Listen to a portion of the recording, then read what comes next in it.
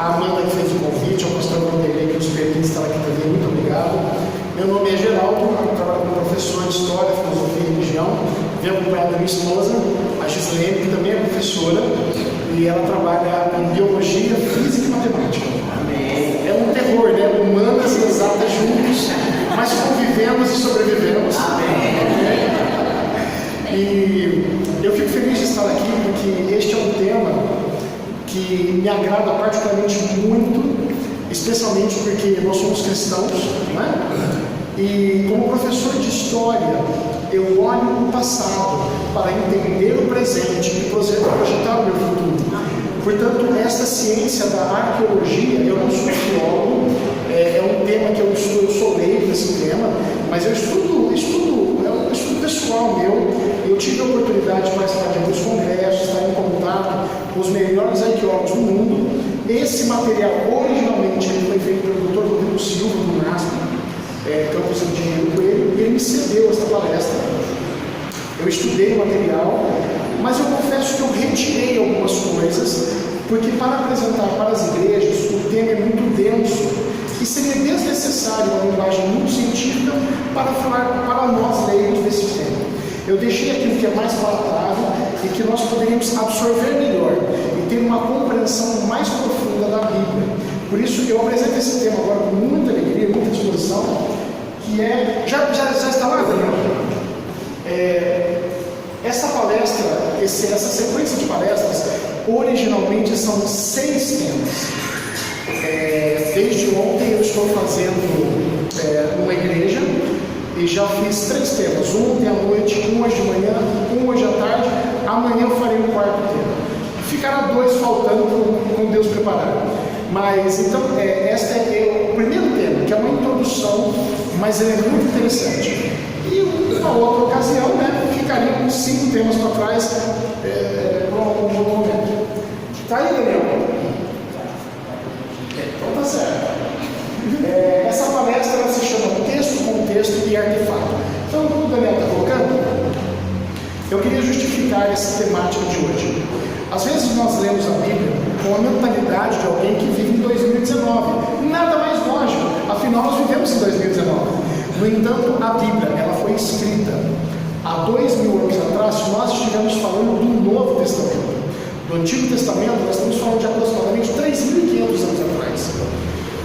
Eu disse isso ontem à noite e pedi para as pessoas que estavam me ouvindo que elas permanecessem sentadas e calmas ao ouvir isso. Mas veja se você compreende. A cultura bíblica, aquele povo morreu, acabou. Há muitas coisas que eram apenas uma cultura que eles tinham naquela época. Então eu tenho que ler a Bíblia e entender, separar princípios de uma cultura passageira. E foi assim com os egípcios, foi assim com os babilônicos. Mas como cristãos, nós queremos preservar a essência de Cristo em nós. Eu quero mostrar para vocês, para a gente fazer uma dinâmica aqui. Essa imagem aqui é uma pintura renascentista do período da Baixa Idade Média. Ela foi produzida na Europa, no final da Europa medieval, comecinho da Europa moderna. E o pintor, ele profundamente cristão, ok? Portanto católico também, ele fez desta pintura. Eu queria perguntar para vocês, que cena bíblica essa imagem que o pintor retratou neste quadro, que cena bíblica é essa, dessa imagem? O que vocês acham? A Santa Ceia? Alguém tenta uma outra possibilidade?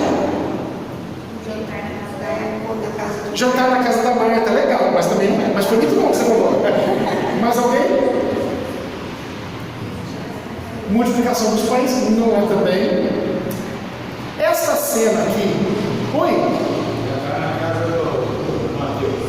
Jantar na casa de Zaqueu? Foi legal também, mas não é. Queridos, o autor do quadro, ele tentou retratar aqui nessa imagem as bodas de Caná da Galileia. Agora você veja, a isso nós historiadores chamamos de anacronismo. Ele pegou um texto bíblico escrito há pelo menos 1500 anos antes desse autor aqui, numa cultura completamente diferente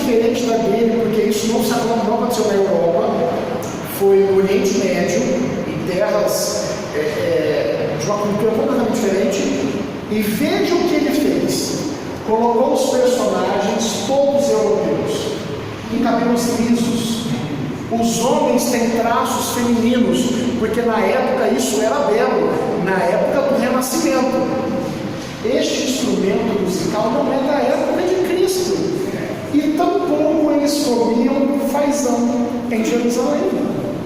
O que esse autor fez? Com a maior boa vontade, ele leu o texto e colocou do ponto de vista dele. Às vezes nós lemos a Bíblia e imaginamos algo contextualizado no ano de 2019. Isso é um erro terrível. Há mais dois quadros aqui para a nossa curiosidade. O que os irmãos acham que é? O que está acontecendo? Qual é a cena bíblica? Casamento. De quem? Complicou, né? Então é o seguinte: casamento de José e Maria. Queridos, olha que coisa.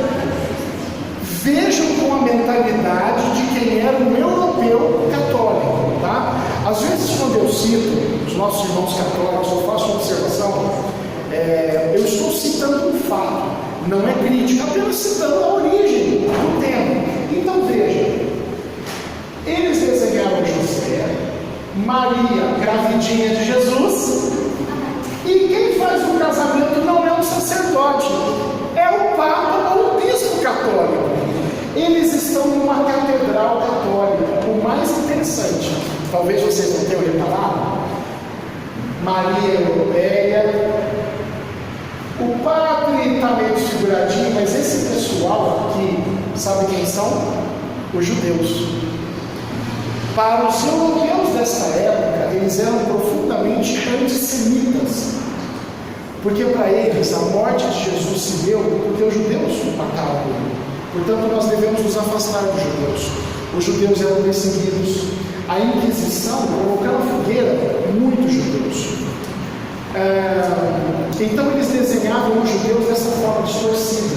Há uma palavra que nós usamos na nossa língua portuguesa que é judiar ou judiação. Ela vem desta expressão de se você está fazendo uma maldade, é porque você está imitando um judeu.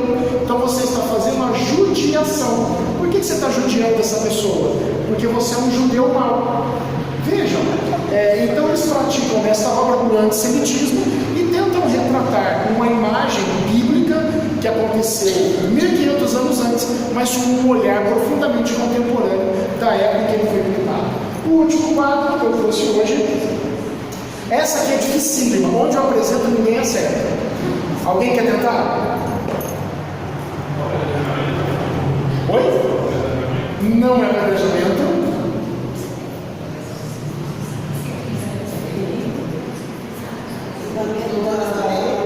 Oi?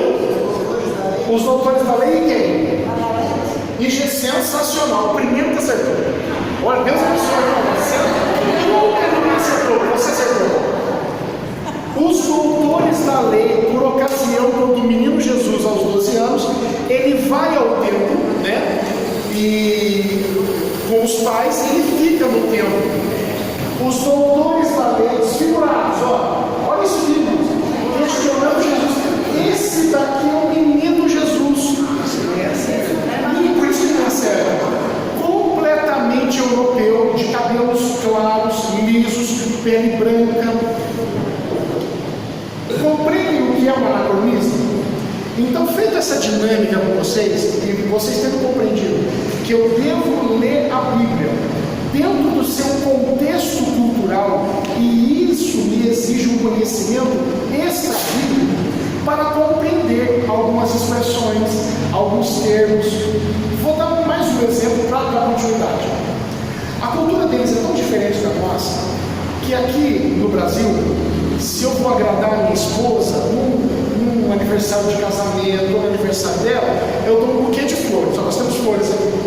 Nós temos o hábito, né, meninos, de dar um buquê de flores para esposas, as namoradas, as noivas. Sensacional. Em Israel, na cultura judaica, eles não dão flores. Se você der flor para uma moça, você está ofendendo ela profundamente. Porque no outro dia a flor vai murchar. Que amor é esse? Que hoje está bonito e amanhã acaba. Sabe o que eles dão? Pedras.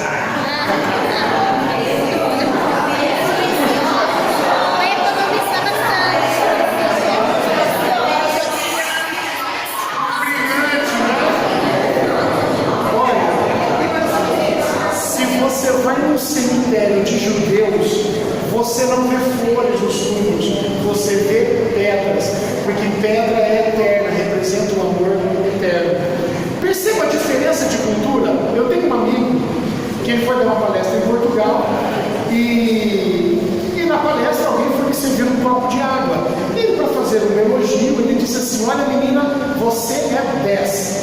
E a menina saiu profundamente triste, porque lá em Portugal a nota máxima é 20.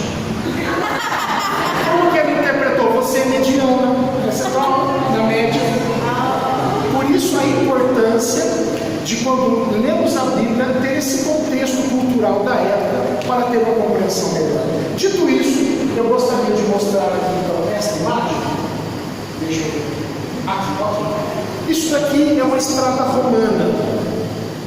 O Império Romano, apesar de sua dureza, de sua extensão temporal que perdurou, ele foi profundamente benéfico nas regiões onde ele esteve presente. E talvez você fale assim: poxa, Geraldo, mas eles eram duros ali, né? Como é que eles foram bons? É o seguinte: eles levavam uma espécie, não vou chamar de tecnologia, eles levavam um bem viver que sem eles não seria possível. Por exemplo, água encanada, Império Romano. Estradas pavimentadas, Império Romano. Para vocês terem uma ideia, aquilo que o Império Romano proporcionou ao mundo europeu só foi superado no século XIX. Até o século XVIII, aquilo que eles fizeram, uma fonte de água. Então, eles pegavam uma cidade a 20, 30 quilômetros, essa água passava por aquedutos e chegava numa fonte. Esse tipo de tecnologia só foi superada no século XIX. Então, os judeus, a bem da verdade, viveram melhor com o Império Romano ali? Sim, mas é evidente que eles não queriam ser submissos a um povo pagão, que não respeitava o Deus de Israel. Mas isso aqui é uma estrada romana. Como ela era feita? Isso aqui é uma obra pública, né? Eu hoje penso como ribeirão bretano que nós deveríamos ter alguns romanos aqui para ajudar nas nossas ruas esburacadas. Amém. Mas eles colocavam grandes pedras e cavavam um buraco, né? Colocavam as pedras maiores, depois as britas menores, todas mais ou menos da mesma forma, para apoiar em cima das outras, e os cascalhos, e depois as pedras que dariam forma a esta pavimentação. Essa daqui, ela é da época do Império Romano e está assim até hoje, perfeito. Dois motivos principais para eles construírem isso. O primeiro motivo, para o exército passar. Segundo motivo, a correspondência. No império vasto, tão grande, como que você vai levar a informação do imperador para outros lugares? Essas estradas, elas eram um caminho muito rápido de você unificar o império. Muito bem. Acontece que eles, nessas encostas, eles faziam também as pistas, rodovias, anacronismo, essas estradas romanas. E você vai se lembrar, por exemplo, da parábola do bom samaritano, que ao sair de Jerusalém e ir para Jericó, ele é assaltado. Acontece que em determinado ponto da rodovia, de novo, irmãos, perdão, que eu vi o endereço da igreja na mente, né? Da estrada. Se você se afasta dela, os salteadores podem pegar você. Foi o que aconteceu na parábola do bom samaritano, e se Jesus disse é porque era um evento comum dos seus dias. E aqui você tem um vale. Então você passar por aqui atrás desse homem é mais perigoso do que passar nessa estrada. Acontece que não havia iluminação noturna, e ela pode se tornar perigosa se você passa à noite. Eu percebo que todos nós estamos calçados ou de tênis ou de sapato, né? Na época de Cristo não existe tênis e sapato, são sandálias abertas. Agora imagina você passeando à noite, tendo que passar por uma rua dessas, e você encontra esta pedra levantada. Esta pedra levantada, ela deu origem a um texto bíblico que nós conhecemos. Lemos, passamos por ele e nem imaginamos de onde Jesus tirou esta ilustração. Essa daqui é a famosa pedra de escândalo, ou tropeço, do grego escândalos ou tropeço. Está em Mateus 16, 23. Quando Jesus disse para Pedro: Pedro, tu Tu és para mim uma pedra de escândalo, ou em outras traduções, uma pedra de tropeço. É isso aqui que Jesus tem em mente. Quando dessa pavimentação romana, um dos blocos se levantava, evidente que você andando à noite e você bate o dedão ali, você vai dizer: que escândalos, que tropeços. E é isso que Jesus estava falando para Pedro nesse momento. Então acho que nós temos um texto aqui, só como referência, aqui, Mateus 16:3, ele porém voltando disse a Pedro: para trás de mim, Satanás, que me serves de escândalo, porque não estás pensando nas coisas de Deus, mas sim nas que são dos homens. A arqueologia nos ajuda a entender de onde Jesus tirou essa frase. Por que chamou Pedro de escândalo? Porque esta pedra era chamada pedra de escândalo, que servia de tropeço para as pessoas que à noite estavam indo e chegavam, caíam e se machucavam muito. Uma outra ilustração, aqui nós temos uma volta, passei mais, volta uma, aqui. Daniel, sou eu que estou passando assim? Sou eu? Não, então tá. Só para a gente entender.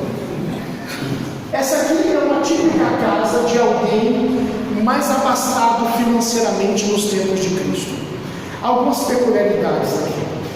Se você é pobre na época de Cristo, a sua casa tem um cômodo só. Ali você faz tudo, você dorme, você cozinha, ou numa área externa, mas no frio você vai cozinhar dentro desse cômodo. Quando Jesus diz assim: quem pois acende uma lâmpada, coloca sobre o velador e ilumina a casa inteira. Se você ler este texto sem prestar atenção, você vai ter que questionar: como é que uma lâmpada ilumina a casa inteira? A menos que ela tenha um cômodo. Eu moro num apartamento que tem 3 quartos, mas se eu colocar a lâmpada acesa num cômodo, não ilumina os outros 2, ok? Então, essa casa comum, ela tem um cômodo. As casas que tem mais de um cômodo, esse cômodo extra, ele é chamado de ínsula. Geralmente, ele é alugado para um hóspede. Ele é alugado para uma pessoa, um viajante. Naquela época era muito comum, você está viajando, o dia acabou, você bate na casa de alguém, você tem um quarto no lugar, a pessoa te recebia. Hoje a gente não jamais pensaria nisso, né? Uma curiosidade a respeito desse tipo de casa, eu tenho uma palestra que fala só sobre isso, né? Mas eu vou pegar um recortezinho dela para trazer uma informação para vocês. Por ocasião de quando Maria estava grávida, José e Maria são deslocados para Belém para recensear-se. O Império Romano determina um censo. Se fosse assim até hoje, estaríamos perdidos, porque o IBGE bate na nossa casa e pergunta quantos moram aqui, qual a renda, quantos aparelhos de TV, geladeira. É muito mais fácil eles morar nessa casa. Naquela época, o Império Romano determinava que você voltava aos seus familiares, ao seu lugar de origem. Então, muitos tinham que viajar quando o Império Romano fazia isso. Nós temos alguns pensamentos errados sobre o nascimento de Jesus. Por exemplo, a gente acha que de onde José e Maria estavam até Belém, ela já estava para dar à luz. Não estava, ela estava grávida. Ela foi tranquila com o marido dela. Chegou em Belém, o texto bíblico diz assim, que não havendo lugar na hospedaria. E a gente imagina um hotel, né? Uma cidade turística. Isso é anacronismo. Hospedaria é o nome do quarto de hóspede que uma família tem para receber alguém. José, se foi responder o censo do Império Romano, ele não saiu de porta em porta, ele foi na casa de um parente, que era do sangue dele, da família dele. E quando ele bate na porta, a pessoa abre. Olha Maria, jovenzinha grávida. Olha José, bem mais velho do que ela. E deve pensar assim: esse filho não é dele.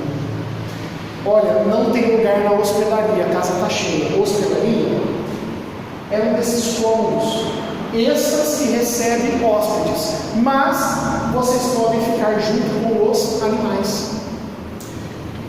Isso parte do meu coração profundamente. Irmãos, eu sou um ex-ateu, fui ateu durante muitos anos, e numa outra oportunidade, se Deus permitir, eu conto a minha história. Acontece que hoje, como vocês, eu sou apaixonado por Jesus. E quando eu vejo que aqueles parentes que deveriam receber Cristo o rejeitaram e delegaram a ele o nascimento junto com os animais, eu penso no meu coração.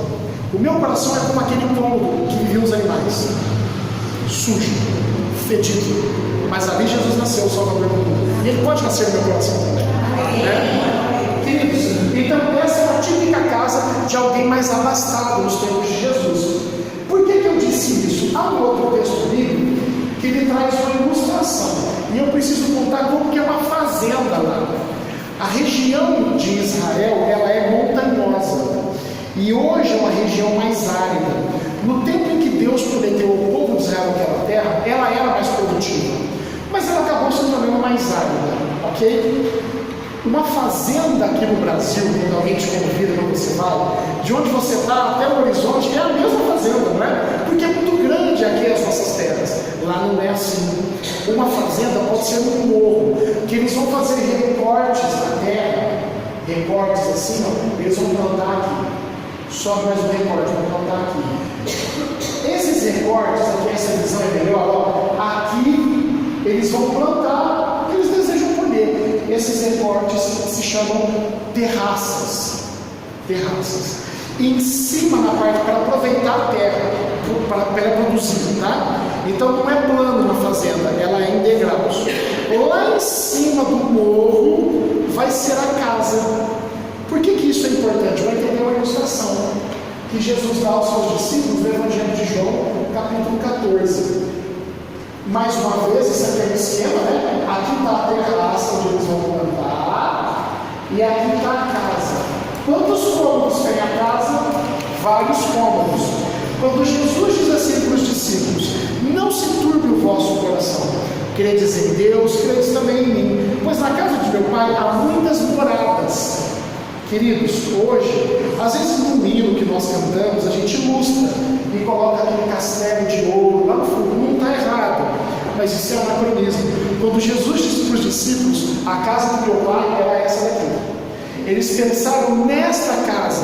Quando Jesus disse: não fiquem tristes, pois na casa do Pai há muitas moradas. João, Mateus, aqueles que estavam ali pensaram: puxa, que legal, Deus tem uma casa dessa para a gente morar com Jesus. Ok? Hoje, em 2019, quando eu penso, por exemplo, eu penso num castelo de ouro maravilhoso do tamanho do estado de São Paulo, para caber todo mundo. Mas os discípulos tiveram isso aqui em mente quando Jesus disse isso.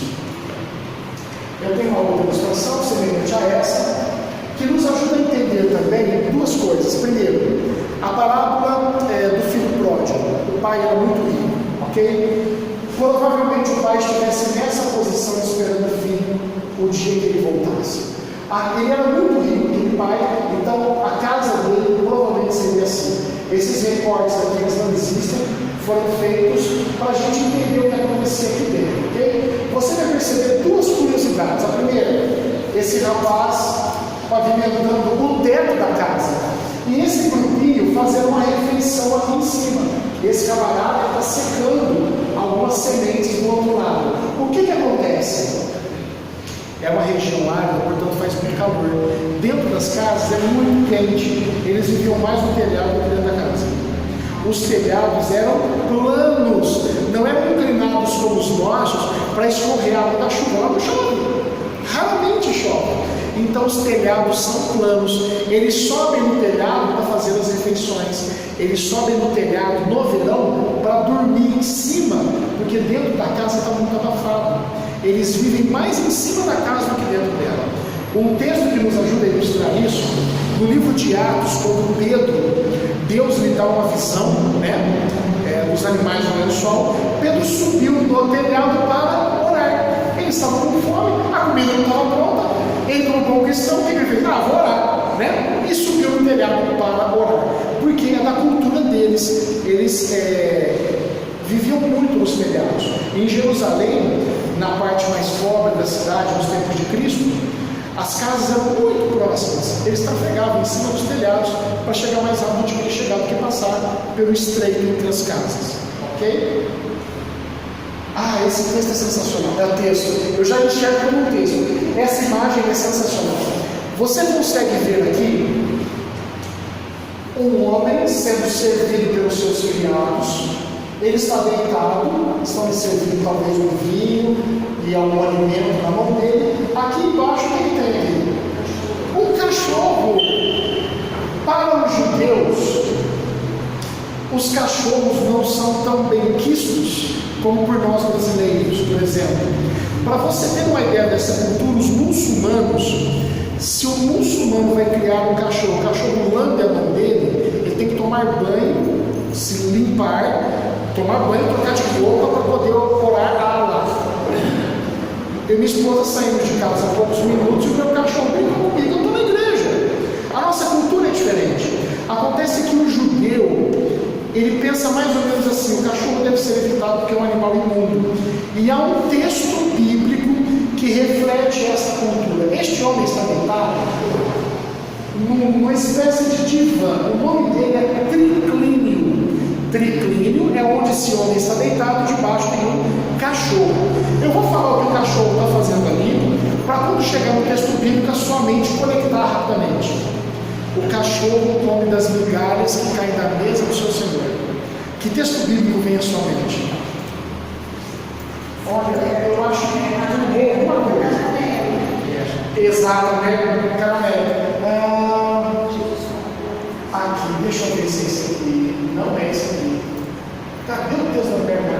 Bom, não importa. Eu vou lembrar de cabeça, mas tudo bem. Eu achei que o texto era exposto. É o seguinte: quando Jesus está andando com os discípulos, uma mulher cananeia vem e diz: Senhor, minha filha está endemoniada. E os discípulos de Jesus, não falam nada. Os discípulos: Senhor, descreve, essa mulher está incomodando, né? E aí Jesus trava um diálogo com ela. Ele diz assim: olha, eu vim atender primeiro os filhos de Israel, né? E ela diz: mas Senhor, ela ajoelhou e adorou, e suplica: Senhor, filho de Davi, né? E ele diz assim: olha, não é bom tirar dos filhos e dar para os cachorrinhos. A gente lê esse texto bíblico sem conhecer esse tipo de cultura e pensa: Jesus ofendeu, hein? Apelou, chamou a mulher de cachorro, né? Mas a gente tem que entender que tipo de cachorro é esse. É um cachorro de estimação, um cachorro que na mente de uma mulher cananeia ele era querido. Para o judeu não, cachorro para lá e para cá. Para o cananeu, o cachorro é querido, ele mora dentro de casa. O que Jesus está falando? Assim: você é querida, mas no momento eu vou atender os filhos de Israel, vocês depois. E ela diz: mas aí a frase que essa mulher diz é extraordinária, porque é isso aqui que tem na mente dela. Mas até os cachorros comem da mesa do seu Senhor. Tu és o meu Senhor, é o que ela está dizendo, né? E ele fala: então seja conforme a tua fé. Irmãos, isso é extraordinário, né? E esse tipo de ato de afresco nas paredes do Império Romano me ajuda a entender essa cultura deles referente ao cachorro. Agora sim, a imagem. Isso aqui é uma cena de um filme que mostra uma tempestade no mar da Galileia. Será que vai rodar, Daniel? Clica aí, vamos ver se ela roda, se a gente tem que pegar outra. Vai rodar. Observem, por favor.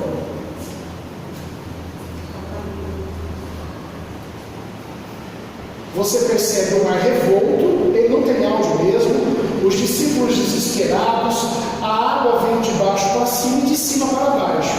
Evidente que esta é uma produção de Hollywood, né? Nem sempre eles têm a preocupação da fidelidade bíblica, mas você percebe que eles estão incomodados. Alguém vai abordar Jesus e diz assim: Senhor, tu não importas que nós pereçamos todos? Então Jesus calmamente, né, como bom galileu, se levanta e vê o que está acontecendo, e ele pede para o mar e os ventos se acalmarem. Há nesta cena um profundo anacronismo bíblico, porque o texto bíblico ele não diz exatamente o que esta cena está mostrando. Percebe que a água cai do céu, e aí Jesus vai acalmar a tempestade. Quando nós lemos o texto bíblico, ou quando nós assistimos a um filme que pretende ser bíblico e retrata esta cena, o nosso foco está na tempestade, tanto na leitura bíblica quanto no filme. A nossa atenção se volta para a tempestade, né? E aqui a frase do discípulo vai dizer assim: quem é este homem que até o vento e as águas se acalmam à sua voz? A interpretação minha do texto, né? A lição do texto está na frase desse discípulo e não na tempestade. Mas eu vou trazer o texto para a gente. Antes, aqui o texto aqui, ó. E eles deixaram. Deixa eu ver. Aqui, ó. É isso mesmo? Aqui. E eles deixaram a multidão levar consigo assim como estava no barco.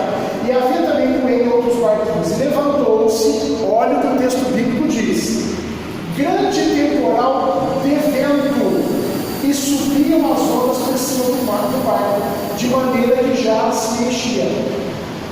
Queridos, a tempestade era de vento, não chove naquela região, mas a gente vê no filme, a água está caindo do céu, não tem chuva no céu. Como que seria na verdade? Aí eu, se estivesse no seu lugar, pensaria, duvido que ele vai trazer uma imagem da tempestade. Vou porque a mesma tempestade continua acontecendo até hoje, não mudou. A região geográfica é a mesma. E na década de 80 foi filmada uma tempestade no Mar da Galileia, que por curiosidade não é um mar, é um lago de água doce, que tem aproximadamente 20 km por 10. E Jesus morou em Cafarnaum, na casa de Pedro, às margens deste Mar da Galileia. Para você compreender melhor, aqui é o Mar Morto, aqui é o Mar da Galileia. Você percebe que é uma região montanhosa e o vento entra ali e canaliza. E ele vai desembocar com força no Mar da Galileia, de forma que ele vai ficar reverberando de um lado do outro, agitando as águas do mar, ok? Era este tipo de tempestade que os discípulos enfrentavam. Deixa eu ver se é a imagem do vídeo agora. Vai lá, Daniel, dá mais um tempo aí. Queridos, dá uma olhada para ver se não é um mar revolto, mas você percebe que o céu está lindo, como se fosse o Rio de Janeiro, mas o pau está quebrando no mar, né? Está uma fúria danada. Esta é a tempestade do Mar da Galileia. Desde o tempo de Cristo até hoje, ela não mudou, é a mesma tempestade.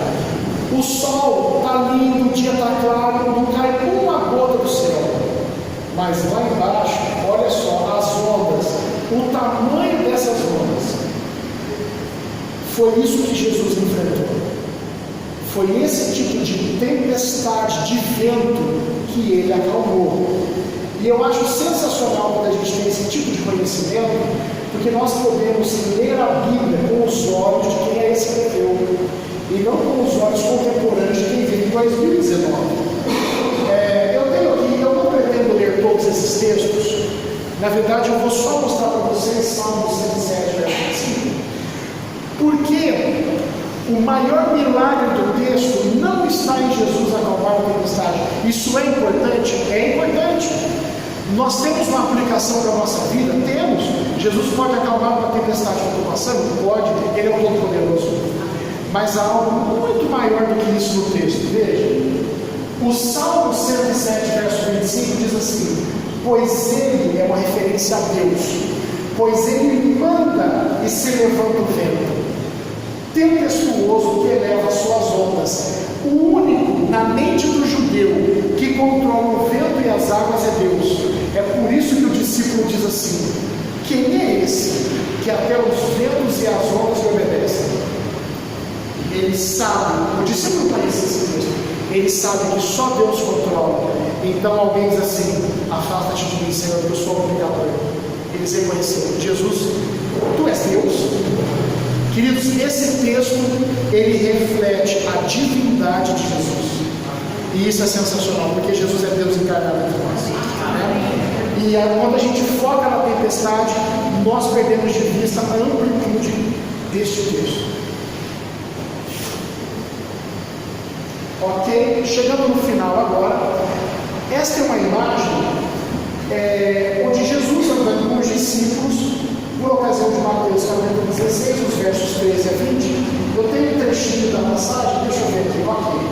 E chegando Jesus às partes de Cesareia de Filipe, interrogou os seus discípulos, dizendo: quem dizem os homens ser o Filho do Homem? E eles disseram: uns dizem João Batista, outros dizem Elias, e outros Jeremias ou um dos profetas. Disse-lhes ele: e vós, quem dizeis que sou? Esse é o último texto que eu mostro, já estamos caminhando para o final.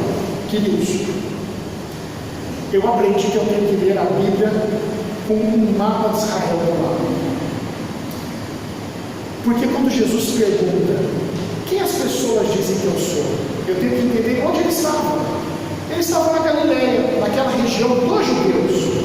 Mas ele leva os discípulos para Cesareia de Filipe para fazer uma pergunta, Pastor Vanderlei, eu fico imaginando, quem sabe o senhor pega a sua congregação e leva para o Rio de Janeiro, na porta do Rock in Rio, que é um lugar bem menos cristão que a gente gostaria, para fazer uma pergunta para a congregação. Irmãos, o senhor pergunta, na porta do Rock in Rio, quem vocês acham que é Jesus? Foi isso que Jesus fez na época. Queridos, hoje, se a gente vai daqui a São Simão, que é mais ou menos 50, 60 quilômetros, nós vamos de carro, daqui lá, nós já estamos na beirinha aqui, né? Chega lá em 30 minutos, a gente corre um pouquinho, 25 minutos. Jesus fez uma caminhada de 50 quilômetros a pé, numa região desértica, com o sol no corpo, para fazer uma pergunta para eles. A pergunta era a seguinte: quem as pessoas por aí, os outros, não vocês, os outros, dizem que eu sou? Senhor, eles olham para ti, alguns acham que o Senhor é João Batista, Elias, um profeta, e aí Jesus muda a pergunta. E é esta mudança da pergunta que explica o porquê Jesus levou os discípulos para Cesareia de Filipe. No entanto, para eu entender, eu tenho que saber o que é Cesareia de Filipe. Então vamos lá. Jesus sai dessa região profundamente judaica. É uma religião da cultura dos judeus, né? Os banhos de purificação, a guarda do sábado, tudo, eles eram judeus. E vai levá-los para esta região aqui, da Cesareia de Filipe, uma região profundamente pagã, uma região dominada pelos romanos, e havia templos pagãos com imagens. Para o judeu adorar imagem, a idolatria é um pecado terrível. Esculturas de imagens, ok, sacrifícios de animais para os deuses pagãos, deuses grego-romanos. Não sei se todos sabiam, os cultos pagãos envolvem orgias para que os deuses sintam-se adorados. Perceba, um judeu que vai subir para essa região, ele desvia, ele não passa. Jesus leva eles para lá. Por quê? Aqui no outro mapinha, o lugar hoje se chama Bânias e é um centro de visitação turística. Eu vou mostrar algumas imagens e chegar no foco da questão, tá? Como seria Bânias na época de Jesus? Uma reconstrução, era um lugar bonito, seria mais ou menos isso aqui. Era um centro de peregrinação para os deuses pagãos. Então, as ninfas da floresta, o deus Pan, o próprio imperador era adorado aqui. Uma curiosidade para você, por exemplo, quando você passa um medo terrível, algo que te amedronta, não sei o que poderia ser, e você fica apavorado, você sente o que nós chamamos de pânico. Então, algo que me dá pânico, fica preso no elevador, eu entro em pânico. O lugar é pequeno, apertado, eu odeio o calor, eu já começo a suar, e se eu tiver, quanto mais alto, mais pânico eu tenho. Eu não gosto de altura, detesto velocidade. Imagina aquele negócio que é comigo assim. Eu entrei em pânico. A palavra pânico vem do deus Pan, porque te dá profundo medo. Era o deus das florestas e o deus do inferno, dos lugares das trevas. Esse é o deus Pan. Ele era adorado em Bânias, numa caverna. Aqui um sítio arqueológico, hoje está desse jeito, ok? É evidente a possibilidade de Jesus ter passado por aqui. Aqui, esta é a caverna do deus Pan. As construções aqui não existem mais, apenas o que ficou escavado na rocha, mas vocês podem ver os lugares onde as imagens eram colocadas. A rocha escura revela que eles acendiam fogo para adorar essas imagens também, né? Brotava aqui a água saía da caverna de Pan. Hoje essa fonte ela é mais para frente, não sei explicar porquê, mas a caverna não tem mais, ela não vai passar. Antes de falar por que então Jesus levou para lá, um outro texto bíblico tem essa explicação. Quando o Senhor Jesus diz assim, que as portas do inferno não prevalecerão sobre a igreja dele, ele está olhando para esse lugar. Porque de acordo com a ideia romana, a caverna de Pan era a porta do inferno. Então ele diz assim, as portas do inferno não vão prevalecer contra a minha igreja. né? E você tem aqui no lugar de visitação até hoje, né? Para você, se você é um arqueólogo, vai no sítio arqueológico, o que te ajuda a datar o lugar?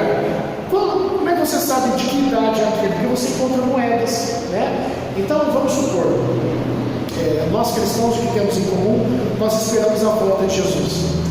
E eu amei os hinos que vocês cantaram, e o último hino falou muito ao meu coração, da minha esposa, né? Maranata, Senhor, logo vem, para nos livrar desse mundo de pecado. Acontece, vamos usar a nossa criatividade. Vamos supor que Jesus demore mais 1000 anos para voltar. Não vai demorar, mas vamos supor que demore mais 1000 anos. Daqui 1000 anos, o arqueólogo chega nesse espaço e ele vai ver ruínas, não vai ter mais paredes, não vai ter teto, mas o piso continua. E ele vai tentar descobrir o que era isso aqui, o que acontecia aqui dentro. Então, os irmãos têm dízimos, as ofertas, a oração. Vamos supor que o envelope caiu, abriu, espalhou as moedas e ficou. Essas moedas, elas vão colar na rocha e vão ficar, o arqueólogo encontra e fala, opa, Brasil, provavelmente ano 2000 e alguma coisa. Então ele já sabe datar de quando era este lugar. E ele vai tentar descobrir o que era. Se ele encontra uma Bíblia, ou é um centro de adoração. Ok? E assim os arqueólogos vão datar e reconhecer o sítio arqueológico. Mas eu ainda não respondi. Por que Jesus levou isso para lá? Tem uma última imagem, essa é a última. A reconstrução do lugar. Sensacional, né? Deslumbrante, é um lugar bonito, era um centro de adoração. Inclusive, nessa imagem, Jesus e os discípulos estão aqui. Queridos, isso aqui é uma ilustração. Não dá para saber se ele chegou até esse ponto, ok? Mas o artista resolveu esquecer Jesus. Resolveu mostrar assim, é o seguinte. O que Jesus quis dizer para os discípulos quando tirou eles daquela região judaica, levou para a região pagã, andaram por volta de 50 quilômetros a pé, para Jesus chegar lá e falar assim, e vocês? O que vocês pensam de mim? Se eu perguntar para cada um de vocês, aqui e agora, o que você pensa de Jesus? Nós vamos falar das coisas mais maravilhosas de Cristo, porque aqui nós somos a maioria, nós somos cristãos. Vá no lugar pagão, vá na porta do Rock in Rio, como exemplo do pastor Vanderlei, vá na porta do Rock in Rio e diga para o outro que está entrando, que não crê por você, vem cá, deixa eu te falar quem é Jesus. O que Jesus está perguntando para eles é que eu sou para vocês num lugar pagão. Você mantém a sua fé em mim, num lugar onde as pessoas não acreditam em quem eu de fato sou. Queridos, quem é Jesus para você dentro da faculdade? Quem é Jesus para você quando alguém te convida para ir num lugar que um cristão não deveria ir? Quem é Jesus para você quando você liga a televisão e tem uma imagem que a gente não deveria ver? É isso que Jesus está perguntando. Quem eu sou para você num lugar onde a maioria não me adora e não me ama? Eu queria terminar com essa reflexão, porque Jesus levou eles para lá, e Pedro, por inspiração divina, diz assim, tu és o Cristo, o Filho de Deus. E Jesus vai dizer, Pedro, isso não veio da tua cabecinha, filho, foi Deus que te revelou. E aí, um texto bíblico que eu vou acrescentar, Pedro, agora você sai com essa ideia e segue com a tua vida, filho. Você vai ter que andar o mundo pregando que eu sou o Cristo. E você vai andar em lugares pagãos, que eu não saia do teu coração, que eu não saia da tua mente. E que essa seja a nossa realidade também. Eu quero agradecer a disposição de vocês, de terem me ouvido, o convite mais uma vez, pastor, muito obrigado, e que Deus abençoe a todos vocês.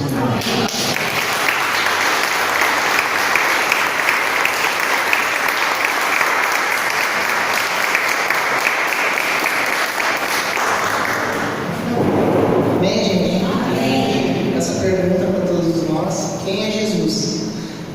A gente queria, em nome dos jovens, primeiramente, da igreja, queremos agradecer a igreja geral, a sua esposa que está aqui, e eu vou pedir para o pastor da funcionária geral, também a igreja nos despedir.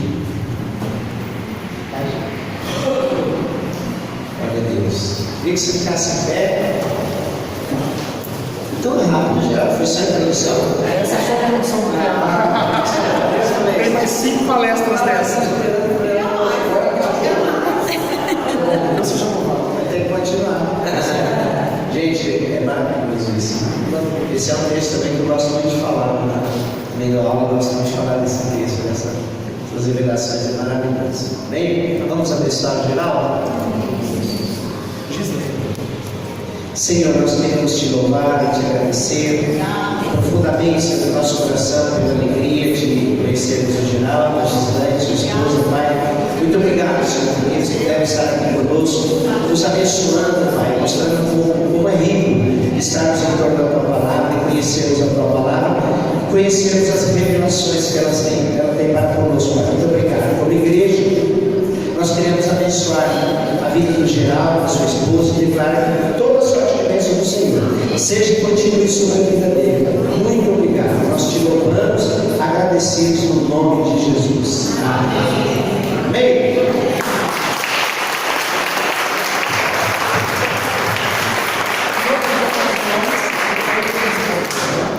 Amém, Felipe. O pessoal que ainda tem pizza para retirar, a gente vai ter